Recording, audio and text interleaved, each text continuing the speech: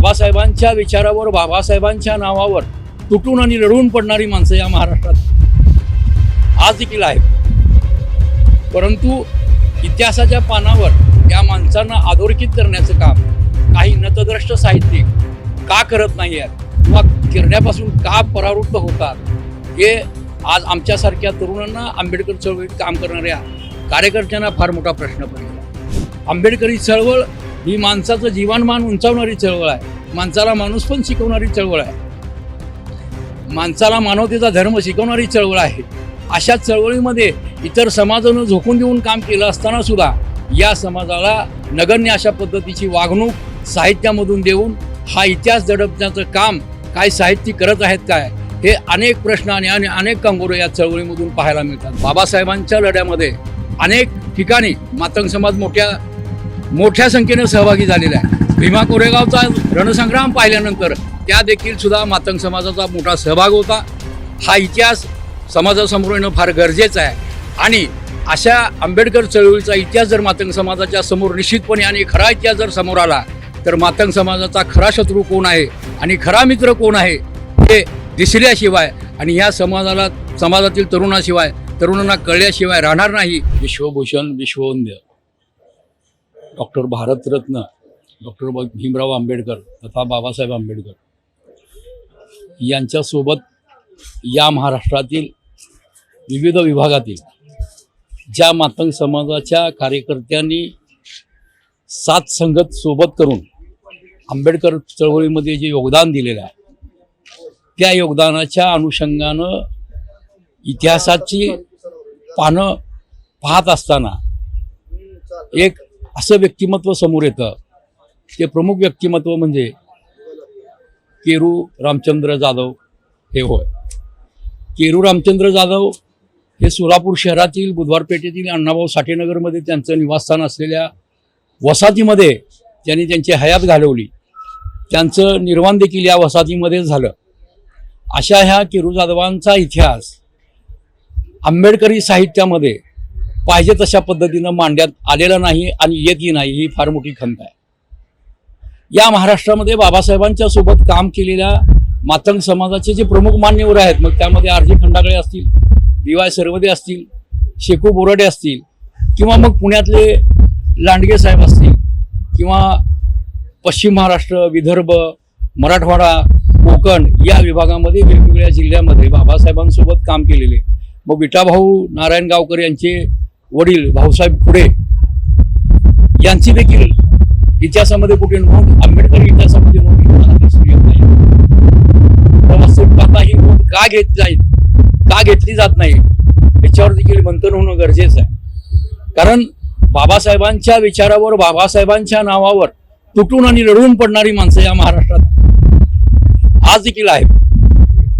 परंतु इतिहासाच्या पानावर या माणसांना अधोरेखित करण्याचं काम काही नतद्रष्ट साहित्यिक का करत नाही आहेत किंवा करण्यापासून का परावृत्त होतात, हे आज आमच्यासारख्या तरुणांना, आंबेडकर चळवळीत काम करणाऱ्या कार्यकर्त्यांना फार मोठा प्रश्न पडलेला आहे। आंबेडकरी चळवळ ही माणसाचं जीवनमान उंचावणारी चळवळ आहे, माणसाला माणूस पण शिकवणारी चळवळ आहे, माणसाला मानवतेचा धर्म शिकवणारी चळवळ आहे। अशा चळवळीमध्ये इतर समाजानं झोकून देऊन काम केलं असताना सुद्धा या समाजाला नगण्य अशा पद्धतीची वागणूक साहित्यामधून देऊन हा इतिहास दडपण्याचं काम काय साहित्यिक करत आहेत काय, हे अनेक प्रश्न आणि अनेक कंगोरे या चळवळीमधून पाहायला मिळतात बांधवांनो। तरी देखील इतिहासामध्ये नोंद होण्यापेक्षा कामानं नोंद होऊन हा आंबेडकरी विचाराचा वारसा इतर समाजामध्ये आणि प्रामुख्याने मातंग समाजामध्ये रुजला पाहिजे, अशा पद्धतीची वाटचाल करणारी आज देखील 21व्या शतकामध्ये पिढी काम करत आहे। हे आंबेडकर चळवळीचं फार मोठं यश असं आम्ही मानतो।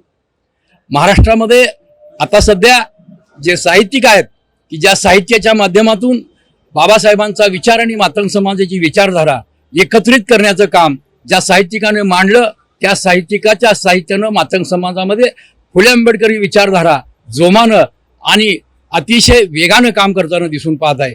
बाबासाहेबांनी दिलेल्या धम्म असेल, बाबासाहेबांच्या धम्माच्या निमित्तानं काम करणारी महाराष्ट्रामध्ये अनेक माणसं आहेत।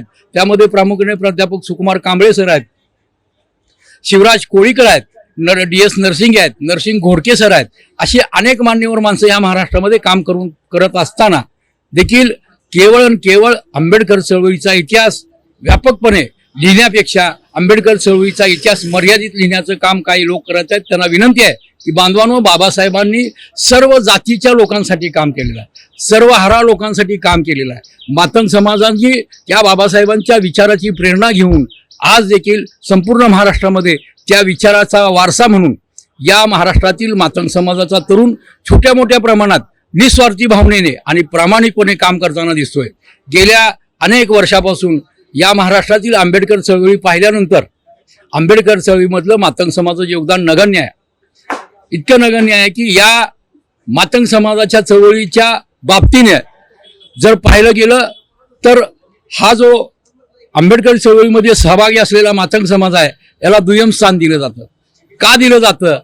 कारण यांना कळत नाही, यांना समजत नाही अशी त्यांची अवहेलना केली जाते आणि त्यांना प्रातिनिधिक स्वरूपामध्ये कोणतंही काम न देता, समजावून न सांगता केवळ सोबत घेतलोय, आमच्या सोबत एक मातंग समाजाचा कार्यकर्ता आहे हे दाखवण्याचं काम आजच्या राजकीय पक्षामध्ये आणि विविध सामाजिक चळवळीमध्ये होताना दिसून येत आहे. ह्याची सल मातंग समाजाच्या मनामध्ये काही प्रमाणात आहे, परंतु केवळ बाबासाहेबांच्या विचारानं प्रेरित होऊन, नामांतरवादी पोचीराम कांबळेंच्या विचारानं प्रेरित होऊन, श्रीपती शिंदे की ज्यांनी या भारत देशातली पहिली तार बाबासाहेबांना पाठवली, त्या श्रीपती शिंदेच्या विचारानं प्रेरित होऊन आजच्या ह्या तमाम फुले आंबेडकरी विचाराच्या महाराष्ट्रामध्ये मातंग समाज फुले आंबेडकर विचाराच्या वाटचालीनं काम करत आहे. मातंग समाजाला राजकीय पार्श्वभूमी जरी थोड्याफार प्रमाणात असली किंवा नसली तरी समाजामध्ये या फुले आंबेडकर विचारानं वाटचाल करणारा हा मातंग समाज आंबेडकर चळवळीत दखलपात्र होताना दिसून येत आहे. याचं कारण की या संपूर्ण महाराष्ट्रामध्ये केवळ जातीयतेची तेढ निर्माण करून समाजात भांडण लावण्याचं काम करणारी जी व्यवस्था आहे त्या व्यवस्थेचं पुढचं धोरण, पुढची दिशा ही आजच्या मातंग समाजातल्या तरुणांनी ओळखलेली आहे आणि या समाजातल्या तरुणांना निश्चितपणे माहिती झालेलं आहे की आपला उद्धार केवळ फुले आंबेडकरी विचारानंच होणार आहे. बाबासाहेबांच्या, अण्णाभाऊंच्या, लहुजी साळवेंच्या समतावादी विचारानंच आपला उद्धार होणार आहे. म्हणून या मातंग समाजातला संपूर्ण आत्ता 21व्या शतकातला जो तरुण आहे तो तरुण आंबेडकरी विचारानं वाटचाल करतोय. म्हणून इथल्या जातीवादी व्यवस्था मांडणाऱ्या आणि मानणाऱ्या काय प्रवृत्ती आहेत यांच्या मनामध्ये धडकी भरलेली आहे. या तरुणांना दिशाहीन करण्यासाठी, अशा समतावादी विचारानं काम करणाऱ्या तरुणांची दिशाभूल करण्यासाठी काही समाजातीलच राजकीय सामाजिक लोकांकडून त्यांना पेड प्रोग्राम देऊन अशा तरुणांची दिशाभूल करण्यासाठी सुद्धा या महाराष्ट्रातील काही जातीयवादी मानसिकतेचे लोक समाजामध्ये फूट पाडून केवळ त्यांच्या स्वार्थासाठी मातंग समाजाच्या तरुणांचा विषमतावादी विचाराने वाटचाल करण्यासाठी उपयोग करून घेत आहेत आणि समाजात तेढ निर्माण करून महापुरुषांच्या विचाराच्या बद्दल वाईट विचार पसरवून केवळ अण्णाभाऊ फक्त तुमचेच आहेत, लहुजी साळवे फक्त तुमचेच आहेत, बाबासाहेब त्यांचे आहेत, बाबासाहेबाच्या जयंतीत अण्णाभाऊचा फोटो लावला जात नाही, लहुजी जयंतीमध्ये बाबासाहेबांचा फोटो लावला जात नाही, अशा काही डोक्यामध्ये ज्या अवैचारिक कल्पना भरवून समाजामध्ये द्वेष पसरवण्याचं काम केलेलं आहे. बांधवांनो, बाबासाहेबांच्या लढ्यामध्ये अनेक ठिकाणी मातंग समाज मोठ्या संख्येने सहभागी झालेला आहे. भीमा कोरेगावचा रणसंग्राम पाहिल्यानंतर त्या देखील सुद्धा मातंग समाजाचा मोठा सहभाग होता.